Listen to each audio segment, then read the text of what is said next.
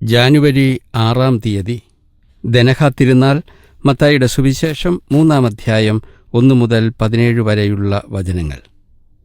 ഇന്ന് ഈശോയുടെ ജ്ഞാനസ്നാനമാണ് സുവിശേഷ ഭാഗത്ത് നമ്മൾ ഓർക്കുന്നതും ധ്യാനിക്കുന്നതും. സ്നാപക യോഹന്നാൻ സ്നാനം കൊടുക്കുന്നതാണ് സന്ദർഭം. അങ്ങനെ സ്നാപക യോഹന്നാൻ സ്നാനം കൊടുക്കുമ്പോൾ 2 കൂട്ടം ആൾക്കാരാണ് സ്നാപകൻ്റെ അടുത്തു നിന്നും സ്നാനം സ്വീകരിക്കാനായിട്ട് വരുന്നത്. 3 അധ്യായം 7 വചനം ശ്രദ്ധിക്കണം. അനേകം ഫരിസയരും സദുക്കായരും സ്നാനമേൽക്കാൻ വരുന്നത് കണ്ട്. ഫരിസയരും സദുക്കായരും അന്നത്തെ യഹൂദ മതത്തിലെ ഭക്തരായിരുന്നു. മതജീവിതം കർശനമായിട്ട് പാലിച്ചു കൊണ്ടുപോയിരുന്ന ആൾക്കാർ. 13 വചനം ശ്രദ്ധിക്കണം. അനന്തരം യേശു ഗലീലിയയിൽ നിന്ന് യോർദാനിൽ യോഹന്നാൻ്റെ അടുത്തേക്ക് അവനിൽ നിന്ന് സ്നാനമേൽക്കാൻ വന്നു. ആദ്യം നമ്മൾ കണ്ടത് ഫരിസയരും സദുക്കായരും സ്നാനമേൽക്കാൻ വരുന്നു. ഇപ്പോഴത്തെ അതിന് പിറകെ ഈശോ സ്നാപകനിൽ നിന്നും സ്നാനമേൽക്കാൻ വരുന്നു. അങ്ങനെയെങ്കിൽ ഈ 2 വ്യത്യസ്ത തരം സ്നാനമേൽക്കാൻ വരുന്ന ആൾക്കാരുടെ പ്രത്യേകത, അവരുടെ വ്യത്യാസങ്ങളിലേക്ക് കൂടി നമ്മൾ ശ്രദ്ധിക്കണം. 9 വചനത്തിൽ ആദ്യത്തെ കൂട്ടരെക്കുറിച്ച് സ്നാപകൻ തന്നെ പറയുന്നു, ഞങ്ങൾക്ക് പിതാവായി അബ്രാഹമുണ്ട് എന്ന് പറഞ്ഞ് നിങ്ങൾ അഭിമാനിക്കേണ്ട. അവരുടെ ശ്രദ്ധയും താൽപ്പര്യവും ഇരിക്കുന്നത് പിതാവായി അബ്രാഹമുണ്ട് എന്ന് പറഞ്ഞാൽ അവരുടെ കുലമഹിമയിൽ, അവരുടെ പാരമ്പര്യത്തിൽ, അവരുടെ ഭൗതിക ശ്രേഷ്ഠതയിലാണ് അവരുടെ ശ്രദ്ധയിരിക്കുന്നത്. അതിനാണ് അവർ ഊന്നൽ നൽകുന്നത്. എന്നാൽ നേരെ മറിച്ച് സ്നാനമേൽക്കാൻ വരുന്ന അഥവാ സ്നാനമേറ്റു കഴിയുന്ന ഈശോയുടെ ശ്രദ്ധയും താൽപ്പര്യവും ഇരിക്കുന്നത് എവിടെയാണ്? 16, 17 വചനങ്ങളാണ് അത് പുറത്തേക്ക് കൊണ്ടുവരുന്നത്. സ്നാനം കഴിഞ്ഞ ഉടനെ യേശു വെള്ളത്തിൽ നിന്ന് കയറി. അപ്പോൾ സ്വർഗം തുറക്കപ്പെട്ടു. ദൈവാത്മാവ് പ്രാവിനെ പോലെ അവൻ്റെ മേൽ ഇറങ്ങി വരുന്നത് കണ്ടു. സ്വർഗത്തിൽ നിന്നൊരു സ്വരമുണ്ടായി, ഇവൻ എൻ്റെ പ്രിയപുത്രൻ, ഇവനിൽ ഞാൻ പ്രസാദിച്ചിരിക്കുന്നു. ആദ്യത്തെ കൂട്ടര് സദുക്കായരുടെയും ഫരിസയരുടെയും ശ്രദ്ധ, താൽപ്പര്യം, അവർ പ്രാധാന്യം കൊടുത്തിരിക്കുന്നത് പിതാവായ അബ്രാഹം കുലമഹിമയിലും ഭൗതികതയിലും പുറം തോടുകളിലുമായിരുന്നെങ്കിൽ ഈശോയുടെ സ്നാനത്തിൽ നിന്നും പുറത്തു വരുന്നത് ദൈവാത്മാവ് ഇറങ്ങി വരുന്നു, ദൈവത്തിൻ്റെ പ്രിയപുത്രൻ എന്ന വെളിപ്പെടുത്തൽ. ആദ്യത്തെ കൂട്ടര് കുലമഹിമയ്ക്കും പാരമ്പര്യത്തിനും ഭൗതിക ശ്രേഷ്ഠതയ്ക്കും പ്രാധാന്യം കൊടുക്കുമ്പോൾ ഈശോയുടെ സ്നാനത്തിലൂടെ വരുന്നത് അവനിലേക്ക് ആത്മാവ്, അരൂപി, റുവാഹ് എന്ന് പറഞ്ഞാൽ ജീവൻ്റെ തന്നെ ആധാരമായിട്ട് നിൽക്കുന്ന അരൂപി, ആത്മാവ്, ജീവവായു, അതാണ് വന്നു നിറയുന്നത്. അതിലൂടെ ഉണ്ടാകുന്നത് ജീവനാണ്, നിത്യമായ ജീവനാണ്. പോരാ, അത് ദൈവത്തിൻ്റെ ജീവൻ്റെ തന്നെ അംശമാണ്. അതുകൊണ്ടാണ് ദൈവപുത്രൻ എന്നുള്ള വലിയ ഒരു ഉണർവിലേക്ക്, തിരിച്ചറിവിലേക്ക് സ്നാനം സ്വീകരിക്കുന്ന ഈശോ ഉണർന്നു വരുന്നത്, നീ എൻ്റെ പ്രിയപുത്രൻ. അങ്ങനെയെങ്കിൽ സ്നാനം സ്വീകരിക്കുന്നവർക്ക് 2 സാധ്യതകളാണ് ഉള്ളത്. ഒന്ന്, ഈ കുലമഹിമയിലും ഭൗതികതയിലും അതിൻ്റെ പുറംതോടുകളിലും ആശ്രയിച്ചും ശ്രദ്ധിച്ചും നിൽക്കാം. അല്ലെങ്കിൽ അതിനപ്പുറത്തേക്ക്, ഈ പറയുന്ന ഭൗതികതയ്ക്കും പുറംതോടുകൾക്കും അപ്പുറത്തേക്ക് കടന്ന് ആന്തരികതയിലേക്ക്, അരൂപിയിലേക്ക്, ജീവകാരണമായ അരൂപിയിലേക്ക് കടന്നു വരാം. അതിലൂടെ ജീവനിലേക്കും, ആ ജീവൻ ദൈവത്തിൻ്റെ തന്നെ അംശമാണെന്നുള്ള അവബോധത്തിലേക്കും വരാം. ദൈവപുത്രനാണ്, ദൈവപുത്രിയാണ് എന്ന തിരിച്ചറിവിലേക്ക് ഉണർന്നു വരാൻ പറ്റും. എന്ന് പറഞ്ഞാൽ വെള്ളമൊരു പ്രതീകമാണ്, വെള്ളമൊരു അടയാളമാണ്, വെള്ളമൊരു മാധ്യമമാണ്. ആ വെള്ളത്തിൽ സ്നാനം സ്വീകരിക്കുന്നവൻ എന്താ സംഭവിക്കുന്നത്? അരൂപിയിൽ കുളിപ്പിക്കപ്പെടുന്നു, അരൂപിയിൽ നിറയപ്പെടുന്നു, അരൂപിയാൽ ആമഗ്നനാകുന്നു. വെള്ളത്തിൽ നിന്നും അരൂപിയിലേക്കുള്ള വളർച്ച, പുറം തോടിൽ നിന്നും ആന്തരികതയിലേക്കുള്ള വളർച്ച, ബാഹ്യ അനുഷ്ഠാനങ്ങളിൽ നിന്നും ആന്തരിക ജീവനിലേക്കും ദൈവത്തിൻ്റെ പുത്രത്വത്തിലേക്കുമുള്ള വളർച്ച, അതാണ് ഈശോയുടെ സ്നാനത്തിലൂടെ എന്നോടും നമ്മളോടും ഈശോ ആവശ്യപ്പെടുന്നത്. വളരുക, വെള്ളത്തിൽ നിന്നും ആത്മാവിലേക്ക് വളരുക. ഈയിടെ ജീവധാരയിലെ ലേഖനത്തിൽ ഞാൻ കുറിച്ച ഒരു കഥ പറയാം.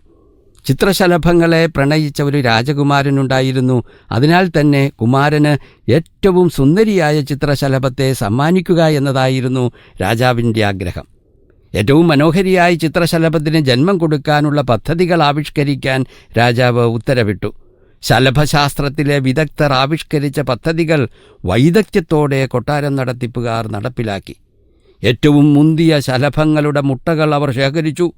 വിരിയിച്ചെടുത്ത ശേഷം വൈകല്യമുള്ളതിനെയും ബലഹീനതയുള്ളതിനെയും ഒഴിവാക്കി. അങ്ങനെ അവസാനം ഏറ്റവും മുന്തിയതിനെ തിരഞ്ഞെടുത്ത ശേഷം അതിനെ ഏറ്റവും സുരക്ഷിതമായ കൊക്കൂണിൽ ഉള്ളിലാക്കാനായി വിദഗ്ധരുടെ അധ്വാനം. ശലഭമായി തീരേണ്ട ലാർവയുടെ ആവരണത്തിന് കരുത്തും സൗന്ദര്യവും വർദ്ധിപ്പിക്കുന്നതിലായിരുന്നു പിന്നീട് അവരുടെ ശ്രദ്ധ. അങ്ങനെ നാൾക്കുനാൾ കൊക്കൂണിൻ്റെ ഭംഗിയും ബലവും അവർ വർദ്ധിപ്പിച്ചുകൊണ്ടിരുന്നു. അതിനനുസരിച്ച് ശലഭമായി പുറത്തു വരേണ്ട സമാധിക്കാരൻ പുഴുവിൻ്റെ ചുറ്റുമുള്ള ആവരണങ്ങൾ കൂടിക്കൂടി വന്നു. ഫലമോ, സമയമായിട്ടും പുതുശലഭത്തിന് കൊക്കൂൺ പൊട്ടിച്ച് പുറത്തു വരാനായില്ല. അങ്ങനെ അതിമനോഹരമായ കൊക്കൂണിനുള്ളിൽ കുടുങ്ങി ശ്വാസം മുട്ടി ആ പിഞ്ചു ശലഭം മരിച്ചു. ഇത് ഒരു ദൃഷ്ടാന്ത കഥയാണ്. ബാഹ്യമായ ആവരണമുണ്ട്, അതൊരു മാധ്യമമാണ്, അതൊരു ഉപാധിയാണ്. ആ മാധ്യമത്തിൽ നിന്നും ഉപാധിയിൽ നിന്നും അതിനെ അതിലംഘിച്ചുകൊണ്ട് കടന്നു വരേണ്ട സാധ്യതയുണ്ട്. ശലഭം എന്ന് പറയുന്ന സാധ്യത. ശലഭക്കുഞ്ഞ് കടന്നു പോവുകയും അതിജീവിക്കുകയും ചെയ്യേണ്ട സംരക്ഷണ വലയം തന്നെയാണ് അതിൻ്റെ കൊക്കൂൺ ഘട്ടം.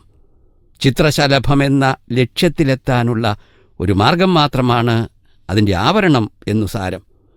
ലക്ഷ്യം ഉന്നം വെച്ച് കൊക്കൂണിൻ്റെ പുറന്തോടിനെ അതിലംഘിക്കാൻ ശ്രമിക്കാതെ പുറന്തോടിനെ അലങ്കരിച്ചും ബലപ്പെടുത്തിയും ഇരുന്നാൽ ലാർവ ഒരിക്കലും ലക്ഷ്യത്തിലെത്തില്ല.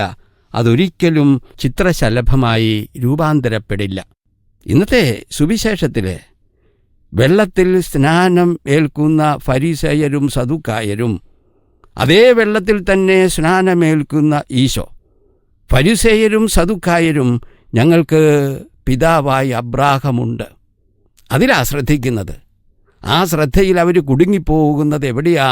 വെള്ളത്തിൽ സ്നാനമേൽക്കുന്നവൻ വെള്ളത്തിൽ തന്നെ കുടുങ്ങിപ്പോകുന്നു.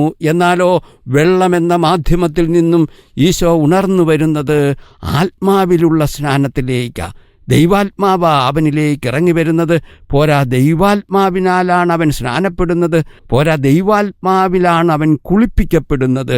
അതിലൂടെ അവനിൽ ഉണർന്നു വരുന്നത് ദൈവപുത്രനാണ് എന്നുള്ള അനുഭവത്തിലേക്ക്. പുറം തോടിനെ അതിലംഘിച്ച് ശലഭമായി തീരാനുള്ള സാധ്യതയിലേക്ക് വളരാനാണ് ഈശോ ഇന്ന് തൻ്റെ സ്നാനത്തിലൂടെ നമ്മളോട് ആവശ്യപ്പെടുന്നത്. ദൈവാരൂപിയാൽ നിറയുന്ന ഈശോ ഉണർന്നു വരുന്നത് താൻ ദൈവത്തിൻ്റെ പുത്രനാണ്, ദൈവത്തിൻ്റെ അംശമാണ്, ദൈവത്തിൻ്റെ ഭാഗമാണ് എന്നുള്ള അനുഭവത്തിലേക്ക്. അതിലൂടെ എന്താ സംഭവിക്കുന്നത്? താൻ ദൈവത്തിൻ്റെ തന്നെ അംശമാണെന്ന് തിരിച്ചറിയുന്നവൻ, ദൈവപുത്രനാണെന്നുള്ള അനുഭവത്തിൽ വരുന്നവൻ എന്താ സംഭവിക്കുന്നത്? കണ്ണു തുറന്ന് പുറത്തേക്ക് നോക്കുമ്പോൾ ചുറ്റും കാണുന്ന ഇടങ്ങളിലും ചുറ്റും കാണുന്ന വ്യക്തികളിലും ചുറ്റും കാണുന്ന ജീവികളിലും കാണുന്നത് ഇതേ ജീവൻ്റെ തന്നെ അംശമാണ്. അതുകൊണ്ട് തന്നെ ഈ പ്രപഞ്ചത്തിലൂടെ ഏതു വ്യക്തിയോടും ഏതു ജീവിയോടും ഒരുതരം സാഹോദര്യ ബന്ധത്തിലേക്ക് വരും. എല്ലാവരുമായിട്ട് ബന്ധത്തിലാണ്, ആരുമായിട്ട് അകൽച്ചയിലല്ല. അങ്ങനെ ഒരു ഉണർവിലേക്ക് വരുന്നവനാണ് ക്രിസ്തു. വെള്ളത്തിൽ സ്നാനപ്പെടുന്ന നസ്രസിലെ ഈശോ ഉണർന്നു വരുന്നത് ക്രിസ്തു എന്നു പറയുന്ന തൻ്റെ ഉള്ളിലെ സാധ്യതയിലേക്കാണ്. താൻ ദൈവപുത്രനാണ് എന്നുള്ള തിരിച്ചറിവിലേക്കാണ്. അതിലൂടെ ഈ പ്രപഞ്ചത്തിലാകമാനം നിറഞ്ഞു നിൽക്കുന്ന ദൈവാംശത്തോടും ദൈവിക ജീവനോടുമുള്ള ആത്മബന്ധത്തിലാണ്. അതുകൊണ്ട് തന്നെയാണ് ഇവിടെയുള്ളതെല്ലാം തൻ്റെ ഭാഗവും അംശവുമായതുകൊണ്ട് അവർക്കെല്ലാമായി ജീവൻ തന്നെ കൊടുക്കുന്നതിലേക്ക് വളർന്നു വരുന്നത്. ക്രിസ്തുവിന് ശേഷം അത്തരമൊരനുഭവത്തിലേക്ക് പ്രത്യക്ഷമായിട്ട് വളർന്നു വന്നവനായിരുന്നു അസീസിയിലെ ഫ്രാൻസിസ്. അതുകൊണ്ട് തന്നെ പ്രപഞ്ചത്തിലെ എല്ലാ ജീവജാലങ്ങളും അസീസിക്ക് സഹോദരനായി, സഹോദരിയായി. പിന്നീടിപ്പോൾ അതേ അനുഭവത്തിലേക്ക് വളർന്നു വരുന്ന മറ്റൊരു വ്യക്തിയാണ് ഫ്രാൻസിസ് പാപ്പ. ഇവിടെ ഈശോയുടെ ജ്ഞാനസ്നാനം അനുസ്മരിക്കുമ്പോൾ ഈശോ എന്നോടും നിങ്ങളോടും ചോദിക്കുന്ന ഒരു ചോദ്യമുണ്ട്. ഞാൻ വെള്ളത്തിൽ സ്നാനപ്പെട്ടവനാണ്, എന്നാൽ ഞാൻ ക്രിസ്തുവായി വളർന്നു വന്നിട്ടുണ്ടോ? നമ്മളൊക്കെ ബലി അർപ്പിക്കുന്നവരാണ്, എന്നാൽ ആ ബാഹ്യമായ ബലി അർപ്പണത്തിന് അപ്പുറത്തേക്ക് കടന്ന് ബലിയായി തീർന്നിട്ടുണ്ടോ? പോരാ, അനേക പ്രാവശ്യം കുരിശിൻ്റെ വഴിയെ നമ്മൾ നടന്നിട്ടുള്ളവരാണ്. എന്നാൽ കുരിശിൽ മരിക്കുന്ന അനുഭവത്തിലൂടെ നമ്മൾ കടന്നു പോയിട്ടുണ്ടോ? അനേക പ്രാവശ്യം കുർബാനയർപ്പിച്ചവരാണ്. പക്ഷേ നമ്മൾ കുർബാനയായി തീർന്നിട്ടുണ്ടോ? ഈശോ ആവശ്യപ്പെടുന്നത് ഈ വെള്ളത്തിലുള്ള സ്നാനം, അത് ഒരു വഴിയാണ്, മാധ്യമമാണ്, മാർഗമാണ്. അതിൽ നിന്നും ആത്മാവിലേക്ക് ഉള്ള സ്നാനം, അതിലേക്ക് വളരാണ്. അതായത് ഈ ബാഹ്യമായ അടയാളങ്ങളിൽ നിന്നും അനുഷ്ഠാനങ്ങളിൽ നിന്നും വളർന്ന് അതിൻ്റെ ഉള്ളിലെ ആന്തരികതയിലേക്ക് വളർന്നു വരിക. ശരീരത്തിനും മനസ്സിനും പിറകിലുള്ള നിന്നിലെ ജീവനിലേക്ക് ഉണർന്നു വരിക. ആ ജീവൻ ദൈവത്തിൻ്റെ തന്നെ ജീവൻ്റെ അംശമാണെന്ന തിരിച്ചറിവിലേക്ക് വളരുക.